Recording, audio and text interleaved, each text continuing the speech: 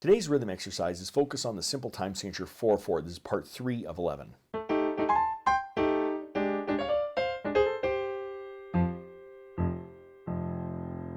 Welcome to my studio, Bach To Basics. This channel is where you can find videos to further your music studies. While I continue to work on my novel about watching paint dry, let's read some rhythms.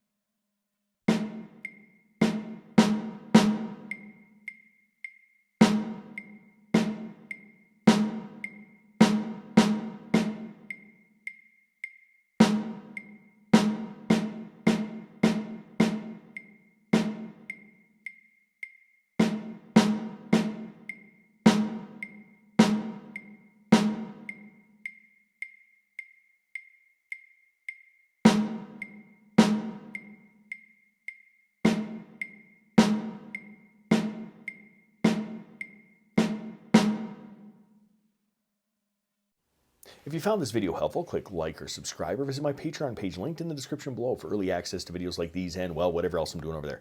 Thanks for watching. I'm just a music teacher having fun. Catch you on the next one.